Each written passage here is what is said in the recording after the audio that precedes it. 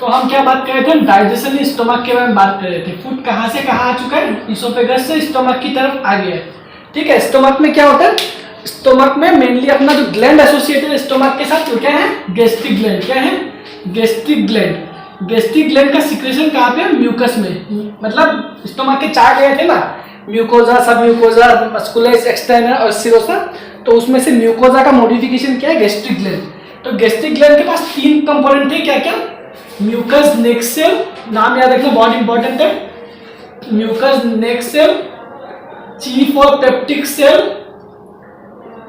Parietal और ऑक्सिंटिक cell. ठीक है, तो ये 3 सेल के कंपोनेंट को जानना होगा। तीनों के हम फंक्शन बात करेंगे, म्यूकस नेक सेल, चीफ सेल और पेराइटल सेल। तो म्यूकस नेक सेल का जो मेन सिक्रेशन हम क्या है, म्यूकस और बाइकार्बोनेट। क्या है, म्यूकस और बाइकार्बोनेट। चीफ और पेप्टिक सेल का जो मेन फंक्शन है वो क्या है, इनएक्टिवेटेड पेप्सिनोजेन को सीक्रेट करेगा। क्या करेगा, इनएक्टिवेट पेप्सिनोजेन, इनएक्टिवेटेड पेप्सिनोजेन। और पेराइटल और ऑक्सिंटिक सेल का फंक्शन क्या है, कंसंट्रेटेड HCl को सीक्रेट करना। क्या करना, कंसंट्रेटेड HCl को सीक्रेट करना। और इसके साथ साथ एक इंपॉर्टेंट इंट्रिंसिक फैक्टर बोल के चीज होता है, क्या होता है, इंट्रिंसिक फैक्टर। तो ये इंट्रिंसिक फैक्टर का मेन हम फंक्शन डिस्कस करेंगे, म्यूकोस और bicarbonate, inactivated pepsinogen, concentrated HCl और इंट्रिंसिक फैक्टर का। तो ये जो इंट्रिंसिक फैक्टर है इसका मेन फंक्शन क्या है, एब्जॉर्प्शन ऑफ विटामिन B12। क्या है, एब्जॉर्प्शन ऑफ विटामिन B12 बहुत इंपॉर्टेंट है। इंट्रिंसिक फैक्टर कभी कभी यही क्वेश्चन आता है, इंट्रिंसिक फैक्टर का फंक्शन क्या है।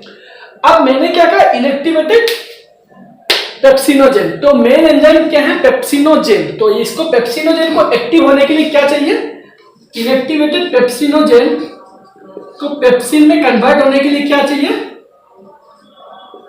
एक एसिडिक एनवायरनमेंट की जरूरत है। किस एनवायरनमेंट की, एसिडिक एनवायरनमेंट की। तो ये एसिडिक एनवायरनमेंट कौन प्रोवाइड करेगा, ये आपका कंसंट्रेटेड HCl करेगा जिसका pH होगा हार्डली 1.8। कितना, 1.8। ये जैसे ही इनएक्टिवेटेड पेप्सिनोजेन को पेप्सिन में कन्वर्ट किया, उसके बाद जो अगला स्टेज है प्रोटीन, वो प्रोटीन को क्या करेगा, पेप्सिन तोड़ देगा। किसमें, प्रोटीएज और पेप्टोन्स में। किसमें, अल्टीमेटली सब पेप्टाइड अमाइनो एसिड बनेगा, लेकिन फॉर द टाइम बिंग हम क्या बोलेंगे, प्रोटीन प्रोटीएज और पेप्टोन्स में टूट जाएगा। तो पीएच की बात की हमने, स्टोमक का पीएच कितना होता है, 1.8। तो अब देखिए अगर स्टोमक इतना ज्यादा हाईली एसिडिक है तो ऑब्वियस सा बात है ना, उसका सेल भी डिस्ट्रॉय हो सकता है। तो उस सेल को बचाने के लिए अपने पास क्या है, म्यूकस है, बाइकार्बोनेट है। ठीक है, तो म्यूकस और बाइकार्बोनेट का मेन फंक्शन क्या है, स्टोमक को खुद के अपने एसिडिक कंटेंट से बचाना है। क्या कहना है, स्टोमक के एसिडिक कंटेंट से बचाना है। यहीं पे मैं क्लिनिकली रिलेवेंट चीज बताता हूँ, गैस्ट्राइटिस। क्या होता है, gastritis. What is gastritis, gastritis basically word को तोड़ेंगे तो समझ में आएगा, गैस्ट्रिक मतलब गैस्ट्रिक ग्लैंड। गैस्ट्रिक ग्लैंड का मेन सिक्रेशन क्या है, कंसंट्रेटेड HCl और आपका पेप्सिन। और आइटिस मतलब इन्फ्लामेशन। क्या, आइटिस मतलब इन्फ्लामेशन।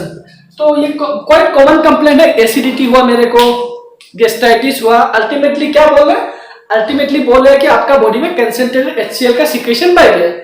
तो उस क्लिनिकल केस को हम क्या बोलते हैं, गैस्ट्राइटिस। तो गैस्ट्राइटिस को ट्रीट करने के लिए हम जनरली एंटासिड यूज करते हैं। क्या कहते हैं, एंटासिड। ठीक है, तो ये क्लिनिकली बाद में वापस पढ़ेंगे लास्ट पार्ट पे, बट मैं फॉर द टाइम में आपको यहाँ पे बता के रखता हूँ। ठीक है, अब यहाँ से फूड कहाँ जाएगा, फूड का प्रोटीन पार्ट भी हमने डाइजेस्ट करा लिया। अब हम फूड को नीचे की तरफ ले जाएंगे। तो नीचे की तरफ मेन क्या होगा, स्मॉल इंटेस्टाइन का काम है। किसका, स्मॉल इंटेस्टाइन, जहां पर मैक्सिमम डाइजेशन ऑफ फूड होता है। इससे पहले एक और इंपॉर्टेंट चीज, रेनिन के बारे में जानना चाहिए। RENIN, एक रेनिन है RENNIN। ठीक है, एक रेनिन आपका एक्सक्रीटरी सिस्टम में होता है, दूसरा रेनिन आपका डाइजेस्टिव सिस्टम में होता है। ओके, तो मैंने बात किया रेनिन और डबल एन वाले की। तो डबल एन जो होता है, डबल एन वाला डाइजेस्टिव सिस्टम का रेनिन होता है, और सिंगल एन वाला किडनी का होता है, एक्सक्रीटरी सिस्टम का। ठीक है, तो रेनिन का काम क्या है, रेनिन जनरली इन्फेंट्स में मिलता है। किसमें मिलता है, इन्फेंट्स, जो इन्फेंट्स ब्रेस्ट फीड करते हैं। क्या कहते हैं, ब्रेस्ट फीड। तो ये रेनिन का फंक्शन क्या है, रेनिन का फंक्शन है कि मिल्क में जो प्रोटीन होता है उसको डाइजेस्ट करने में हेल्प कौन करेगा, डबल एन वाला renin. Don't confuse, very important, renin and renin, one is of digestive system, another is of excretory system. ठीक है, अब हम बात करेंगे digestive system in small intestine, very important.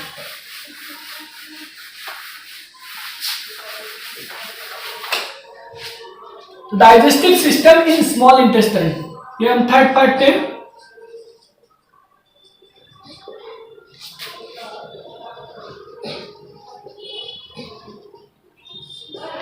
Digestive system small intestine, digestive system small intestine mainly duodenum में most food digest होता है, duodenum, jejunum, ilium, 3 part जानते हैं। तो मोस्ट ऑब्जर्प्शन किस में होता है? ड्यूडेनम में होता है, और बाकी पार्ट जनरली एब्जॉर्प्शन में हेल्प नहीं करता, ठीक है। तो स्मॉल इंटेस्टाइन तो स्मॉल इंटेस्टाइन के 3 पार्ट है, duodenum, jejunum, ileum. Mainly small intestine का क्राइटेरिया है कि मस्कुलराइज मूवमेंट, जो मस्कुलर लेयर ना, उस लेयर का जो मूवमेंट होता है उसकी वजह से फूड क्या होगा? डिफरेंट टाइप्स ऑफ जूस के साथ मिक्सअप हो गए। तो मेनली क्या क्या जूस है? लीवर से बाइल आएगा, पेनक्रियास से पेनक्रियाटिक जूस आएगा, और आपका इंटेस्टिनल जूस आएगा। इंटेस्टिनल जूस का एक और नाम क्या है? Succus entericus, very important. क्या नाम है? Succus entericus. एंटे मतलब इंटेस्टाइन, ठीक है। तो bile, pancreatic juice, intestinal juice, तो इस सभी को डिटेल में डिस्कस करेंगे। उससे पहले हम बाइल के बारे में थोड़ा जानते हैं। बाइल क्या होता है?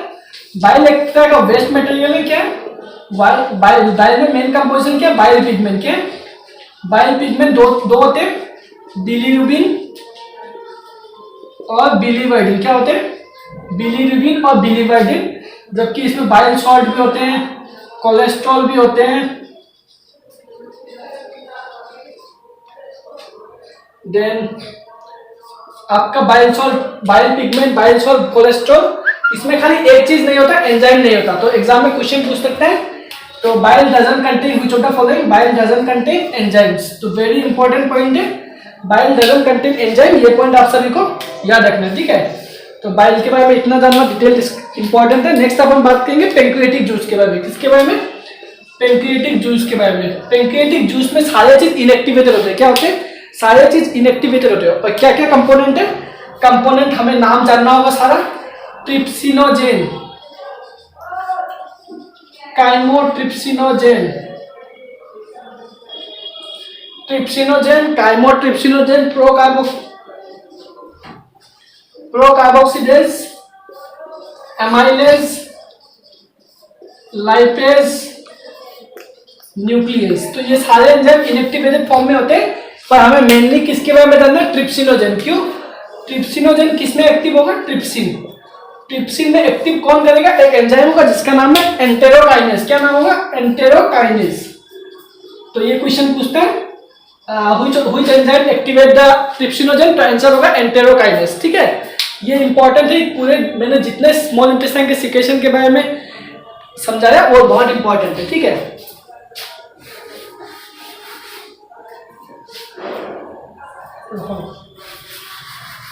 तो इंटेस्टिनल म्यूकोजा में बेसिकली क्या है? गॉबलेट सेल होता है, म्यूकस लाइनिंग का modification goblet cell. Goblet cell क्या करेगा? म्यूकस सीक्रेट करेगा, और ये अल्टीमेटली क्या बनाएगा? Intestinal juice. क्या बनाएगा? Intestinal juice. उसका एक और नाम क्या है? Succus entericus. क्या नाम है? इंटेस्टिनल जूस का एक और नाम सक्कस एंटेरिकस, सक्कस एंटेरिकस। ये इंपॉर्टेंट है, कभी कभी यही क्वेश्चन पूछ लेगा। इंटेस्टिनल जूस का एक और नाम क्या है? Succus entericus. तो बेसिकली क्या करेगा? तो हमने जब डाइजेशन के बारे में कहा था, ट्रिप्सिनोजेन को जो हमने कहा था इनएक्टिवेटेड, ट्रिप्सिनोजेन को एक्टिव कौन कहते हैं? ट्रिप्सिन कहते हैं। तो ये एंजाइम क्या है? एंटेरोकाइनेस। एंटेरोकाइनेस को कौन सीक्रेट करेगा?